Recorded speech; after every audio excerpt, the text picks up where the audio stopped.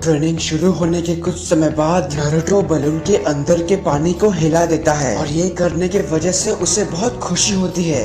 देखो तो जरा, पानी अंदर से स्पिन कर रहा है। जितना सोचा था ये तो इससे भी आसान निकला। ठीक है, तुम प्रैक्टिस करते रहो, मैं थोड़ा सा सो जाता हूँ। तुम्हारी नींद आने से पहले ही मैं इस बलून को फोड़ दूंगा।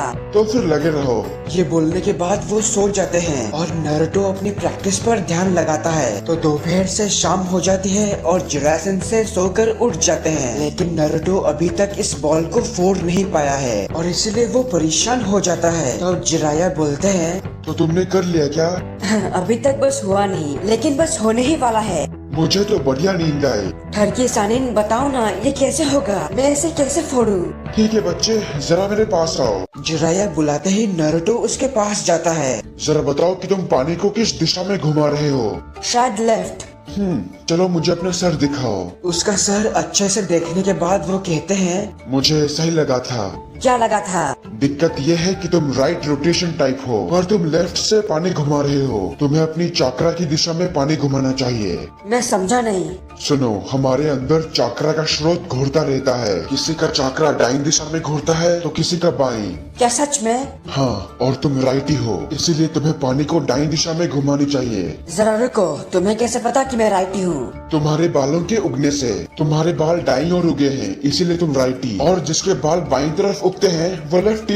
चाकरा पर फोकस करके इसे दाईं दिशा में घुमाओ। मुझे तो पता ही नहीं था कि ऐसा भी कुछ है। वैसे देखा जाए तो ये जुत्सु तुम्हारे लिए बेस्ट है, क्योंकि इसमें किसी भी हैंडशाइन की जरूरत नहीं। तो मेरे भुलक्कड़ बच्चे, है ना ये तुम्हारे लिए बेस्ट? मैं कोई भुलक्कड़ नहीं हूँ। देखना, मैं सिर्फ 3 दिनों में इसमें माहिर हो जाऊंगा। 3 दिन? तुम्हें पता भी है ये फोर्थ होकागे उनका बनाया हुआ जुत्सु है और उन्हें पूरे 3 साल लगे इसमें माहिर बनने में। ये दुनिया का दूसरा सबसे मुश्किल जुत्सु है और हाँ, इसे सीखने के लिए तुम्हें 3 पड़ाव से गुजरना है। ये पानी का बलून तो बस पहला है।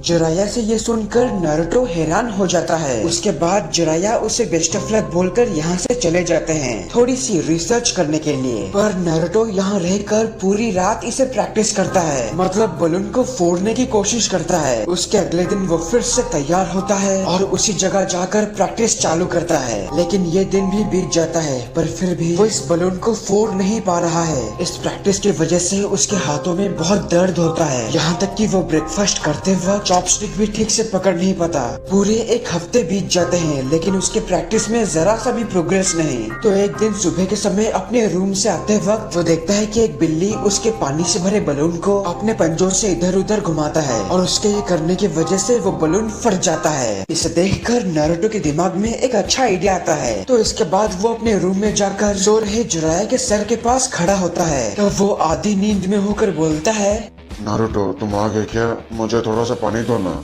तो तुम्हें पानी चाहिए? रुको, मैं तुम्हें अभी देता हूँ। नारुतो कुछ ऐसा करता है जिससे पानी जिराया के सीधा मुंह पर गिरता है और ये करके वो बोलता है, ये पहला पड़ाव था ना, अब बताओ अगला क्या है? जिराया की नींद अच्छे से खुलने के बाद नारुतो इसे दोबारा करके दिखाता है। तो सबसे पहले वो बाईं हाथ में बलून को रखकर दाईं हाथ से चाकरा जमा करके इस बलून के पानी को चारों तरफ से घुमाता है। इससे आखिरकार वो बलून फट जाता है। तो इसे देखकर जिराया सोचते हैं, इस बच्चे को मानना पड़ेगा, उसने एक हाथ से बलून को पकड़कर दूसरे हाथ से चाकरा लगाया। बड़ा ही अजीब सा तरीका है, लेकिन कुछ भी हो उसने कर लिया। तो अपना ब्रेकफास्ट खत्म करके तैयार होकर वो दोनों फिर से मैदान पर आते हैं। पहला पड़ाव सीखने के बाद अब टाइम है दूसरे की। तो सबसे पहले जिराया एक रबर का बॉल नारुतो को देते हैं। वाटर बलून को तुमने फोड़ लिया, चलो देखते हैं कि तुम इस रबर बॉल को तोड़ सकते हो कि नहीं। पिछले की तरह सबसे पहले जिराया उसे एक डेमो करके दिखाते हैं और ये देखते ही नारुतो बाईं हाथ से बॉल को रखकर दाईं हाथ से चाकरा लगाता है, लेकिन इसका कुछ भी फायदा नहीं हो रहा। अभी जिराया इसे आसान करने के लिए कहते हैं,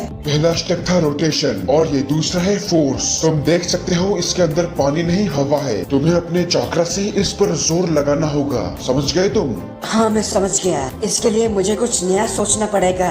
ठीक है बच्चे, तुम लगे रहो, तब तक मैं बाजार घूम के आता हूँ। ठरकी सानी, लेकिन तुम्हें यहाँ रहकर मेरी ट्रेनिंग देखनी चाहिए। अपना मुंह बंद रख बच्चे, लगता है तुम अभी तक समझे नहीं। मैं कोई तुम्हारा पिता नहीं हूँ, मैं तुम्हारा टीचर हूँ। अब ये बच्चा बने रहना छोड़ दो और अपने खुद के पैरों में खड़ा होना सीखो, एक असली निंजा की तरह। नारुतो को ये भारी भरकम शब्द बोलकर वो यहाँ से चला जाता है और नारुतो वापस अपनी ट्रेनिंग में ध्यान लगाता है। पर ये पिछले वाले से भी ज्यादा मुश्किल है। नारुतो कई तरीके अपनाता है इसे फोड़ने के लिए, लेकिन ये इतना आसान भी नहीं। ज्यादा ट्रेनिंग करने की वजह से वो इतना ज्यादा थक जाता है कि अपने दोनों हाथों को ठीक से उठा नहीं पाता। यहाँ तक कि उसके दोनों हाथों को बहुत दर्द होता है। पिछले पड़ाव को सीखने में उसे पूरे 1 हफ्ते लगे, लेकिन यहाँ 3 हफ्ते बीत जाते हैं। तो एक दिन जिराया ट्रेनिंग के वक्त आकर नारुतो को बाजार से लंच लाने के लिए बोलता है, तो बीच में ना चाहते हुए भी उसे जाना पड़ता है। बाजार से लंच खरीदते वक्त वो कुछ ऐसा देख लेता है जिस वजह से उसे अपने लिए थोड़ा सा दुख होता है। वो देखता है एक बच्चा दुकान से आइसक्रीम खरीदने के लिए अपने पिता से जिद करता है, तो उसके पिता 2 आपस में जुड़े हुए आइसक्रीम को खरीदकर उसे तोड़ता है। एक पीस अपने बेटे को देते हैं और दूसरा वो खुद खाते हैं। पिता और बेटे के बीच इस प्यार को देखकर ही नारुतो इमोशनल हो जाता है। तो उसके अगले दिन वो फिर से ट्रेनिंग कर रहा होता है और हमेशा की तरह इस वाले दिन में भी वो बॉल को नहीं फोड़ पाता है। उसके दोनों हाथ दर्द के मारे कांपने लगते हैं। तभी उसी वक्त अचानक से उसकी विल पावर बढ़ जाती है। वो डिसाइड करता है कि चाहे शरीर का सारा दम लगाना पड़े, लेकिन वो आज और अभी इस बॉल को फोड़ कर ही रहेगा।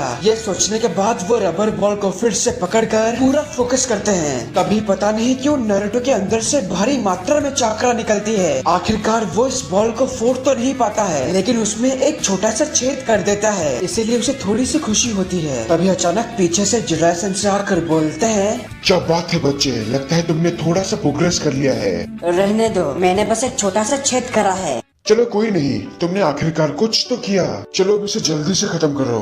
जब जिराया आपस में लगे हुए आइसक्रीम में से एक वाला नारुतो को देते हैं, ये देखकर उसे थोड़ा सा अच्छा लगता है, क्योंकि पिता ना सही लेकिन कोई तो ऐसा है जो नारुतो के लिए इतना कुछ कर रहा है। और यहीं पर इस वीडियो की एक्सप्लेनेशन खत्म होती है। अगर आपको मेरा वीडियो पसंद आया तो प्लीज इसे लाइक और कमेंट कीजिए, और अगर आप मेरे चैनल पर नए हो तो प्लीज इसको सब्सक्राइब करने के साथ उस बेल आइकॉन को भी दबा देना।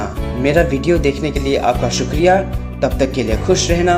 मैं मिलूंगा आपसे अगले वीडियो में।